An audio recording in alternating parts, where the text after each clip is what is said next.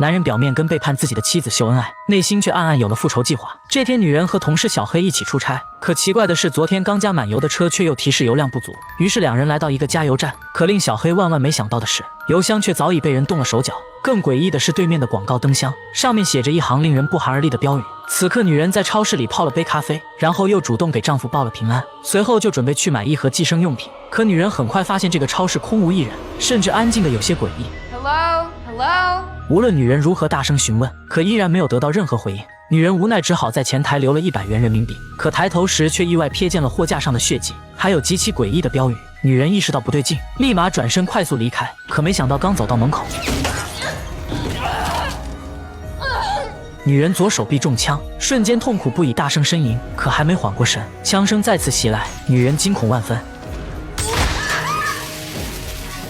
女人望着玻璃上的弹孔，整个人都是懵逼状态，好不容易反应过来，她连忙呼喊车里的小黑。不料小黑是个摇滚迷，此刻正在车里听歌，根本没听到求救。而女人的手臂已经开始血流不止，无奈只能开始自救。她用力扯下一块袖子，进行了简单的包扎，以至于不会失血过多造成休克。女人冷静下来后，试图偷偷溜出去，可杀手似乎长了眼睛。女人无奈只能再次躲起来，并继续大声向同事求救。女人喘着粗气，一脸无语，随后小心翼翼地躲到货架后面观察。她发现了地上掉落的手机，本想过去拿手机报警，可刚艰难地爬到手机跟前儿，就在试图触碰手机的那一刻，手机瞬间就被打成了渣渣。女人只能再次躲起来。此刻她抬头看见了监控，超市内有个紧急出口，可距离出口还有10米。恰好此刻对讲机响起了一个男人的声音。女人瞬间似乎找到了生的希望。女人小心翼翼地观察四周，她灵机一动想到了一个掩护的办法，拿了几包薯片咔咔就往头上扔，果然起了声东击西的效果。女人终于拿到了对讲机，她请求对方帮忙报警。Hello, I need help. Someone's shooting at me. 对方询问具体发生了什么状况，前台收银员在哪里？可女人还没有聊上2句，对讲机似乎立马出现了干扰。更没想到此刻小黑也走进了超市，可下一秒黑哥就成功领了盒饭。此刻女人已经吓得魂飞魄散，刚还热情似火的男同事，此刻却化成了一汪血水，一滩肉泥。女人欲哭无泪，但还是打起精神准备去拿对讲机，这是自己最后的救命稻草。她用易拉罐打翻一旁的拖把，然后用它勾住对讲机，终于再次成功通话。对方表示已经帮女人打了911电话，警察应该很快就会赶过来。他还提醒女人待在原地不要移动。女人很感谢陌生人的热心帮助，并希望男人能陪她聊聊天，以至于让自己在寂静黑夜不会那么害怕。男人问死者是谁，女人回答是公司同事。可男人好奇为什么后半夜3点会出现在加油站，女人表示2人正在赶路回家。Think we should call an ambulance? I think he's dead. Yeah, because I blew his head off. 女人瞬间毛骨悚然，犹如当头一棒。聊了半天，对方竟然就是凶手。You still there? Alex Jermaine Bach.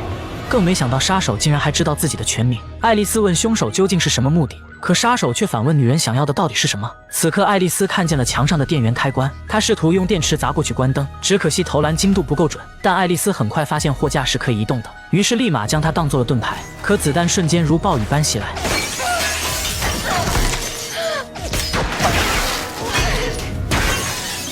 下一秒女人成功关闭了电源。此刻爱丽丝试图转换对讲机频率，再次求救，可似乎所有通道都被凶手占领。Just me and you and my wife. 爱丽丝很快发现收银台下面躺着一个女人，扒开一看，收银员已经死得透透的。爱丽丝看见了桌上的电话，她试图再次打电话报警，不料电话线早已被破坏，紧急报警按钮也成了摆设。此刻女人发现小黑手上握着汽车钥匙，于是爬过去拿了钥匙，开始遥控寻车，试图用刺耳的喇叭声吸引救援，可引来的却是杀手如梭的子弹。爱丽丝只能眼睁睁看着一辆过路的白车擦肩而过。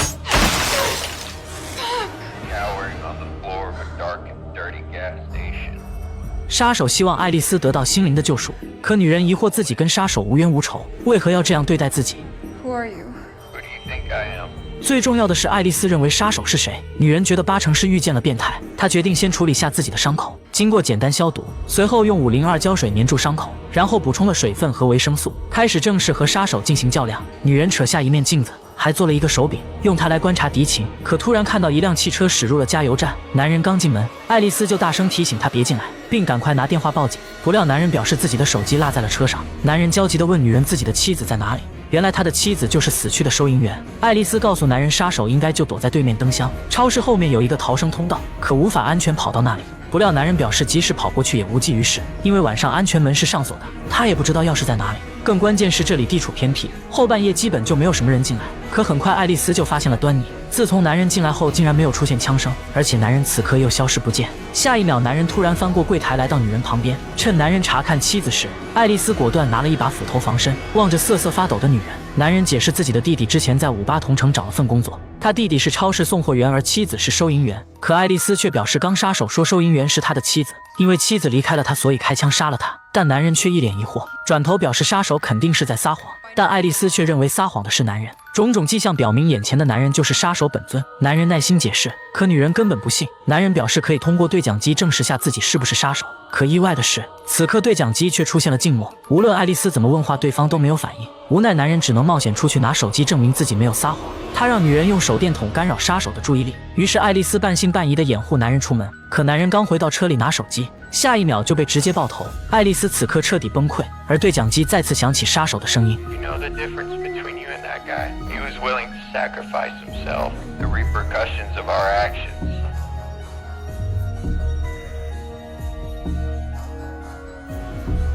And who we've become.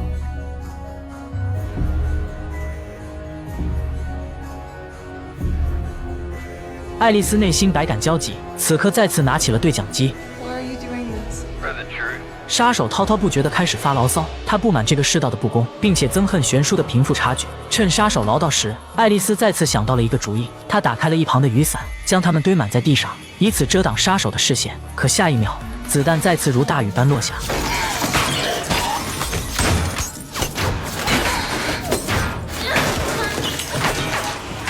爱丽丝一边通过对讲机分散杀手注意力，一边立刻拿起灭火器开始猛烈撞击门锁。可钢锁极其坚固，砸了半天竟无动于衷。此刻爱丽丝已经体力耗尽，正当女人感觉失去希望时，忽然外面又驶来一辆汽车，瞬间再次燃起了内心希望的小火苗。可长发男发现油枪失灵，立马愤愤地离开。爱丽丝失落的同时也感到庆幸，至少保住了长发男的无辜小命。正当女人心如死灰时，突然不远处响起了警笛声，女人本以为是警察过来营救，万万没想到警车只是路过而已。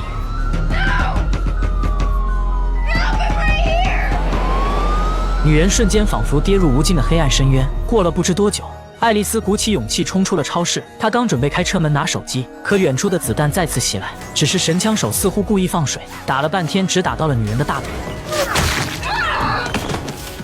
女人痛苦不堪，视线开始出现模糊，很快便昏睡过去。等女人醒来时，对讲机还在不停地唠叨。爱丽丝找到一个急救包，开始处理伤口。她用胶带绑住大腿，随后自制了一把锯子，开始努力锯门锁。可锯了半天锁没开，手却意外被划破。更没想到此刻又驶来一辆车子，从里面下来一位老人。爱丽丝大声提醒老人赶紧离开，并提示他打电话报警。可还没等老人反应过来，就被一枪干倒。随后又下来一位老奶奶，结果也被杀手一枪毙命。老爷子试图上前查看妻子，不料杀手再次补枪。爱丽丝悲痛不已，情绪也已经濒临崩溃。此刻爱丽丝视死如归，她径直走出了超市大门，斥责凶手就是个只敢躲在暗处的卑鄙小人。没想到杀手愣住了，并没有朝女人开枪。更意外的是，老人的车里还有个孩子。爱丽丝立刻示意孩子赶紧躲好，并急切地劝阻杀手别伤害孩子，毕竟小女孩是无辜的。可此刻女孩已经来到奶奶面前，爱丽丝写了张纸条提醒她赶紧回到车里。幸好小女孩听话照做，但杀手却提出了一命抵一命的死亡游戏。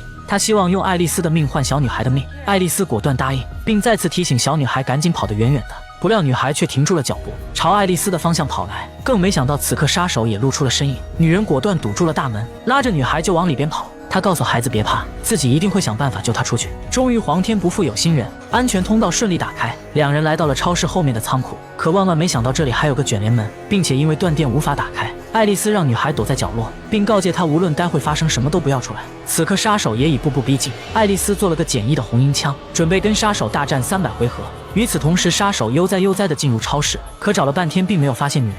下一秒，爱丽丝冷不丁地冲出来，给了杀手重重一击，并且再次果断补刀，随后举起灭火器试图再次攻击。不料杀手也不是吃素的，一掌就推倒了女人，紧接着掐住爱丽丝的脖子，准备做最后的了结。没想到女人随手抄起了家伙，